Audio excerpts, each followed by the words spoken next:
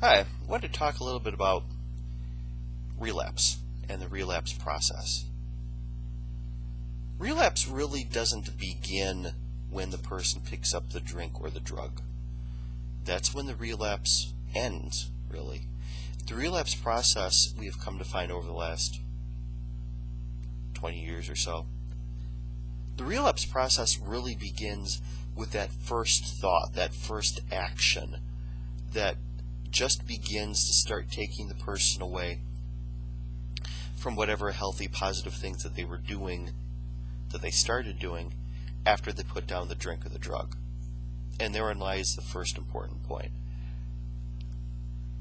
There are people who work in my field, or people who work in who attend recovery groups like Alcoholics Anonymous, other recovery groups, and so on, who, in their own language and their own way, will often point out that when a person puts down a drink or a drug, that they're putting down everything associated with it, including the time it took to get the substance of choice, to use the substance of choice, to recover from the substance of choice. They're taking out all the thoughts, all the feelings that were surrounding that substance of choice. They're obviously getting rid of the chemical effect that they got from drinking or using their substance of choice. They are ending a relationship. Granted, in this case, the relationship they're ending is with their substance of choice, and it's not a positive relationship, which is why the person's getting rid of it. But it's still one of the longest lasting continuous relationships the person's had at that point in their life, and often it is the longest, most continuous daily or regular relationship the person's had in their adult life.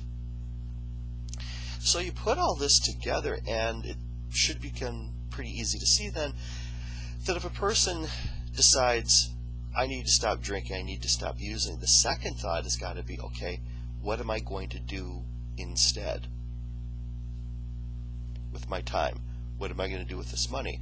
What am I going to do to replace the chemically stimulated emotions that I felt when I used these substances and so on? And unfortunately then this relapse dynamic often begins right then and there when the person doesn't see any of this, or they just choose not to replace any of this with anything healthy or positive. What begins happening then is the person's thoughts and feelings, behavior increasingly become somewhat rigid, which then gets broken up by episodes of non-rational thought, non-rational feeling. But up until the person actually picks up the drink or the drug again, it's important to remember that a lot of these things may be going on without anybody else noticing. Perhaps the person themselves isn't noticing. In fact, again, right up until that point that drink or drug is used again, somebody could come up to that person and say, how you're doing? And the person's going to say, I'm fine. And it's really unlikely anybody around them is going to notice anything different.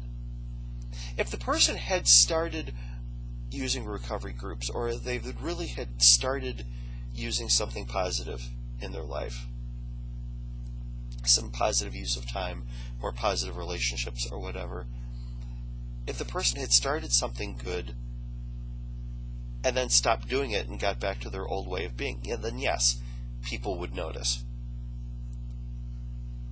But if the person did what we were just talking about and just stopped the drinking or drugging and didn't really replace it with anything else, it's real possible that nobody's really going to say anything. I mean, even going back to the early days of Alcoholics Anonymous, they would refer to somebody being a dry drunk. Wasn't a clinical term back in the 1930s, but now we can certainly see what they're talking about. The person physically stops the substance use and doesn't stop anything else, the substance use did something to the person's mood back when they were drinking or using. Whatever it was that was getting done isn't getting done anymore, so of course the person's not going to feel comfortable. They're not going to feel good about anything. So, while all this is going on, the person's thoughts and feelings then increasingly become more rigid, often sometimes somewhat short-tempered. And since none of us live in a vacuum, a lot of this is going to have to do with the dynamics of the people around them. And what I'm about to get into is a topic that I could certainly do another video on pretty easily, but I'll just try to keep this one a little shorter. If people understand how recovery groups work, and if they understand how recovery works in general, people can understand these are family conditions that the family needs to address and the family needs to treat. But what often happens instead is it's the drinker or the user who gets the help, who goes through recovery, who goes to meeting, who goes through detox, who does all these things, and the family members just kind of stand there and go, all right, well, that's good, but it's not our problem. And so their thoughts and their feelings and their behavior don't change at all. But as ugly as it is to think about it this way, there are definitely unhealthy families out there where the drinking, using person played a role in the family. Again, not a real healthy role, but they played a role. Maybe they were the scapegoat. They were the screw-up. They were the ones that we could all take out our anger on, and the person was either too high or too unconscious or too whatever to notice or care or to do anything about it. Now the person's healthy, or healthier, at least for the time being, or at least more sober. Maybe they're not taking this quite as much as the way that they used to. Maybe they're standing up for themselves a little bit more. Maybe they're thinking to themselves, okay, wait a minute, I understand that I needed to stop drinking or using, but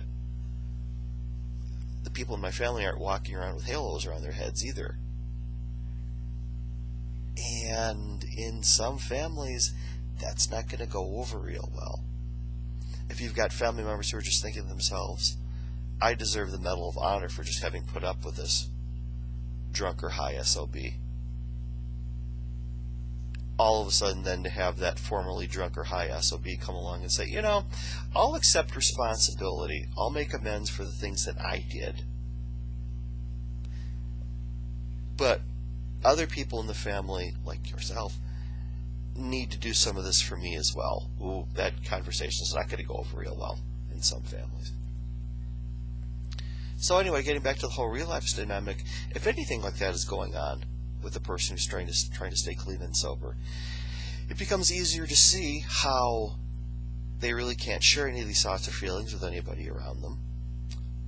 And the way that they dealt with problems in the past, which to some degree involved substance use, they're not doing those things anymore. It becomes easy to understand why this rigidity is continuing, followed then by, as things finally pop in the person's head, it'll be perhaps followed by some moments of real impulsiveness, silliness, seemingly compulsive behavior.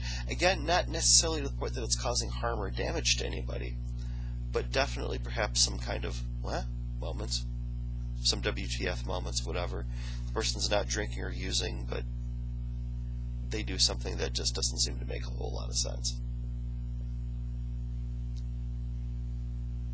And then, unfortunately, then that rigidity of thought sometimes then kind of turns into loneliness.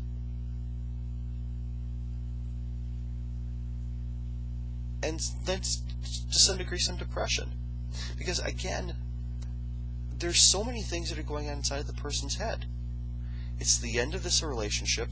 It's a lack of ability or interest in changing around the biochemistry that was going on in the person's brain, which is an inevitable consequence after a person stops using a mind-altering drug on a regular basis. There's going to be some brain chemical adjustment. Maybe the person's drinking or using just helped them deal with an ugly reality that they were in. an abusive relationship or just an unhealthy relationship. And now the good news, bad news sort of thing is, well, the good news is now I'm clean and sober. The bad news is I'm now cleaner and sober enough to realize that this is an awful situation that I'm in. It becomes real easy then for a person just to get depressed. The person might be thinking, wait a minute, I got clean and sober for a reason. Everybody told me, or I led myself to believe, that once I got clean and sober, all these wonderful, positive, beautiful things were going to happen. And instead, now I just seem to be in more touch with my pain than I was before. Because I'm not numbing it, I'm not taking it out on anybody else. It's just here, and it's sitting, and it stinks, and it hurts. The good news is, even right up to the point where the person starts to pick up the drink or the drug, or even after the person starts back, if any of those things happen, it does not mean that all of this sober time, it does not mean that all of this clean time the person had up to that, it does not mean at all that somehow this is all one big, huge failure. The person can start back again immediately. 5 minutes later, at the end of the day, next week, whatever. The person can definitely, in some ways, pick up where they left off and be maybe a little smarter and wiser this time around. If they need to come back, they can have a little better understanding of the things they need to do to actively fill their life, to actively fill in that brain space, to actively compensate for the brain chemistry changes. All of that. A lot of people slip. Doesn't mean the person's doomed, ever. And since I'm at about the 12-minute mark, that's a good place to stop. Be safe, be well. Talk at you later. Bye.